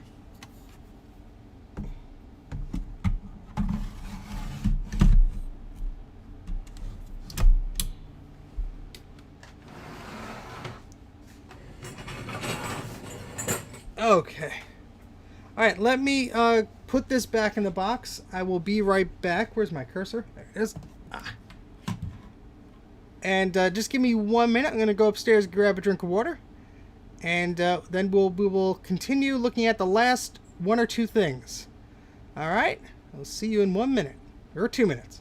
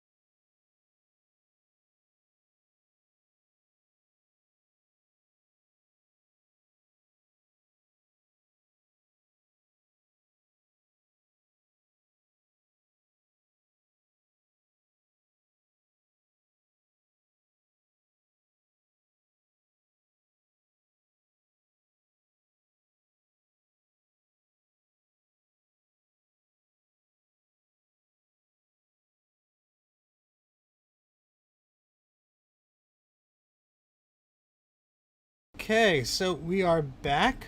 Let's show you The next item that we're going to be looking at here, let me just get the camera ready before I switch over.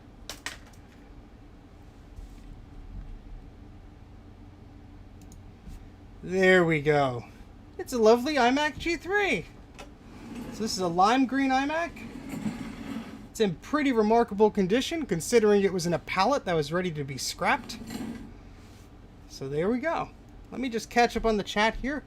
Yeah, it's interesting. The box for the Cube has all the specs on it, but it doesn't even mention a graphics card or Ethernet. It just says it's a 450 megahertz, 20 gigabyte model. Runs like melted butter. Nice. Yeah, sorry about bumping the desk there. Let's see. Yeah, that's the 2GS that got sad. Yep.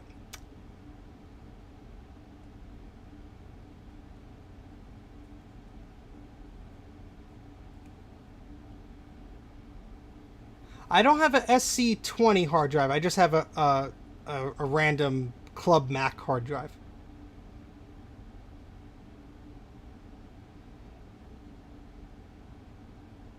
Yeah, there's internal output on the Cube, but there is no external. Now, Mike, I do have a little USB sound thing that may work for you. It's just a PC one, but all right. So, yeah, this is a G4. I'm sorry, I'm messing up my words today.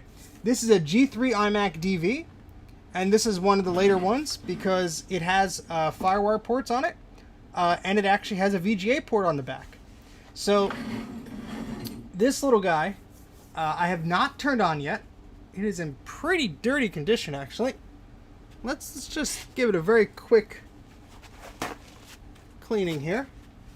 This is the second to last item I'm going to show you today. Unfortunately, I'm in a bit of a time crunch. We'll just see if it turns on. And I believe the hard drive... No, there is no hard drive. Mike gave me a hard drive. So we'll be restoring this at a later date.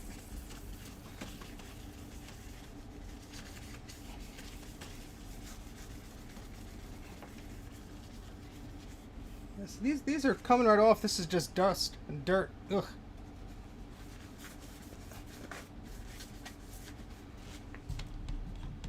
So, let me just pull this up there. So yeah, this is a lime green iMac G3. I love these little guys. I'm doing a video about them soon. We won't get this fully clean today, but I'm very glad I saved this because the case is in pretty darn good condition. So let's just plug it in, see if we get any power from it.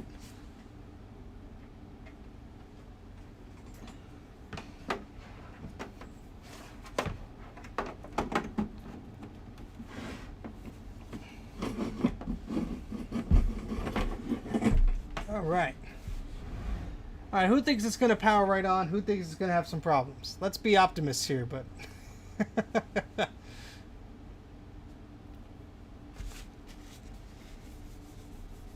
lot of layers of dirt on this thing.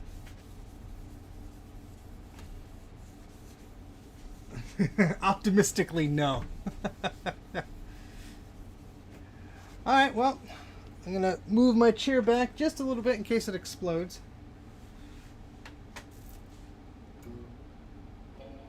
Hey, it chimed. How about that? Had my finger on the power strip. CRT's coming right up. And it's probably loading into that same D-band software that... Or maybe there's something in the disk drive. Oh, you know what? I had this issue on the other one. There's a disk in there. It's trying to load something from the disk. It's been in pretty quick too. Yeah, let me eject that.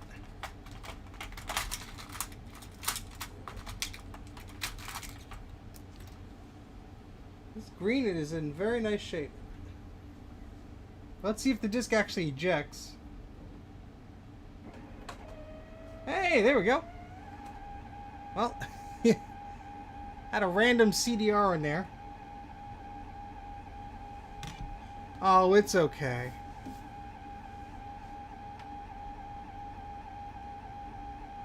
We're gonna turn you off. Don't worry. That poor little thing. At least the drive did eject, so wasn't too bad. Oh, Brian got a flower power. Oh, the inner plastics were destroyed. Well, there you go, Brian. I'm glad you did get some extras there. That's what I was telling with Mike, because the Ruby iMac I gave him, some of the internal plastics were bad. But yeah, the noise was it trying to eject again and again and again. So that's what it was doing. All right, so one last break here. Let me just move this aside. I know I'm kind of going quick here. So I have one last thing I want to show you. Then I actually have to leave. I have to run. So let me just transition here, and I'll be right back.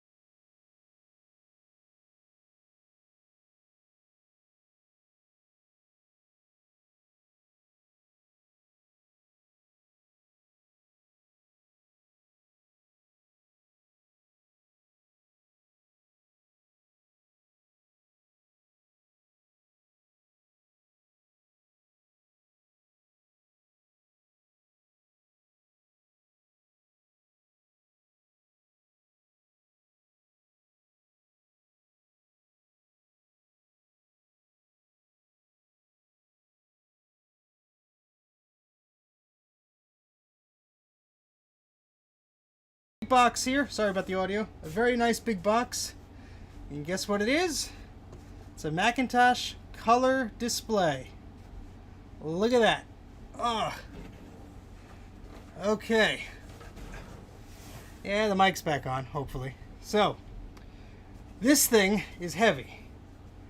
And this was something at the eWaste place where they brought it out from the back. They didn't even know they had it. And let's try and open it up here.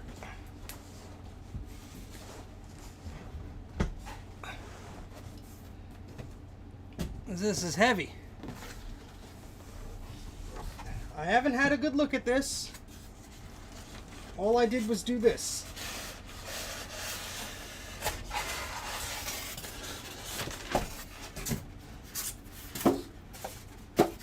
Oh, well, look at that. Look at that. This is a Macintosh color display. Let's take it out because I haven't had a good look at this thing. But I think this is the first or second time. I think it was the second time I went. Maybe the first. But still has a plastic over it. I don't know if it's ever been used. Probably has been. The styrofoam's a little cracked in places, but let me take it out. I haven't taken this out before. Oh boy. It's actually not that heavy, that's good. A place for this box.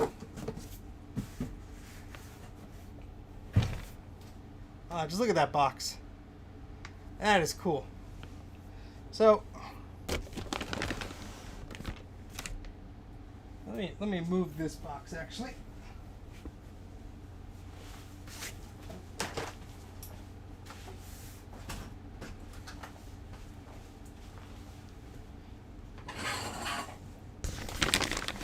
Oh boy. Okay. So, let me sit down again. There's some foam underneath this. So either it was used or someone packed this away very nicely.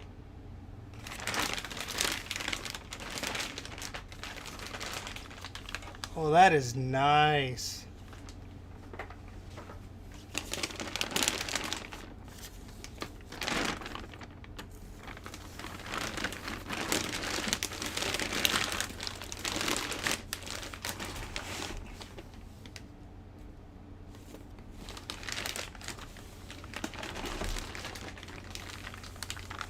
This is in beautiful condition here.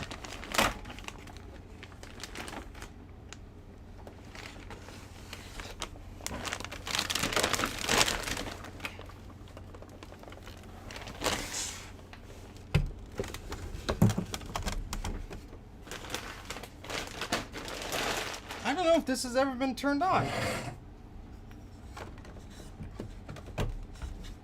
This foam is still on the bottom of it.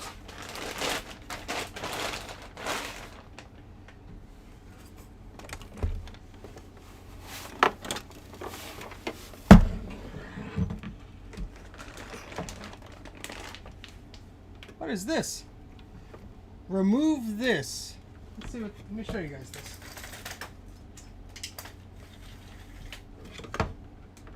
Remove this. A retainer. Okay. Oh, so this probably sat like that during shipping. Huh. Wow.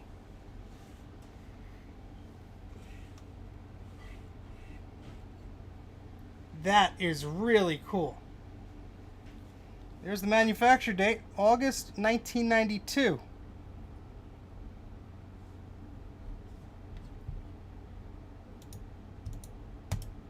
Wow. That is really neat. Well, I don't have a Macintosh right here that I could plug into this. I want to do this thing justice. I don't want to just power it on. I'm pretty sure it will work. I'd like to just do a video on just this monitor here. And time is of the essence, so I actually have to get going. But, wow.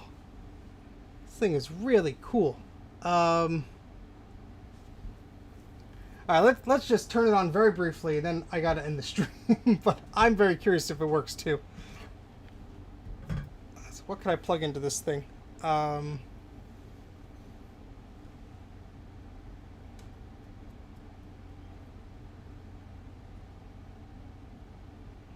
What I could plug into this. Yeah, you know what? Maybe it's. I don't want to rush it. I'm sorry to tease you guys, but I'll turn it on another time. I have all these styrofoam and boxes right behind me. I don't have any space, and the clamshell does not have VGA out, unfortunately. So I'm gonna have to end it here.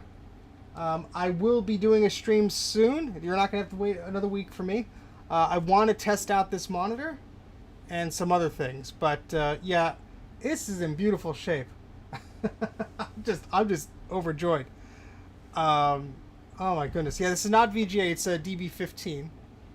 But besides the packing slip or the manuals or anything, it was maybe used and put back in. But the way everything is in there packed, this is just in great shape. But oh boy, well, yeah, I sorry to abruptly end the stream here, but yeah, I hope you enjoyed some of the things I found today.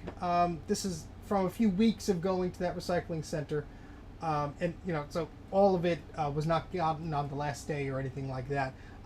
You know, this is a lot of cool stuff that I've been messing around with and been putting off showing you because I want to do it not all in one stream. There are a few other things I'd like to show you, so maybe we'll have a part 4. And I'll try and schedule that there. But it's been a lot of fun showing this stuff off. And again, some of this is like the first time I've opened the box and taken a detailed look of it, especially this monitor and the cube, because it's just been sitting on the shelf. As soon as I got home, I had to unpack things. So I haven't had a real chance to look at some of the stuff. There's some Commodore stuff I'm going to be looking at. So I'm hoping to do a stream about that. But yeah, it's quite amazing. I'm very lucky for the stuff I did find, and I'm very happy. So it wasn't cheap, but I mean, when are you going to find this stuff like this again? So especially the Apple stuff. But yeah, so that's about it for today. So if you'd like to follow me on Twitter and Instagram, my handle is Mac84TV. And if you'd like to support me on Patreon, well, you could do that as well. I should probably move the microphone so I'm talking closer to it. Yeah, if you want to support me on Patreon for $1 a month, you get some exclusive behind-the-scenes videos and a bunch of stuff that just has not been posted yet. So if you want to support me, that's a great way to do so. And I kindly appreciate all my current Patreon supporters. So thank you to everybody. And I guess that's about it. So I'll post another tweet and when I do another live stream, so you guys will know. And if you're not already subscribed, please do that so you get notified when I go live. So that's about it. I'm going to fumble with my mouse to hit the end stream button. But I thank you very much for watching. Take care, guys. See you later.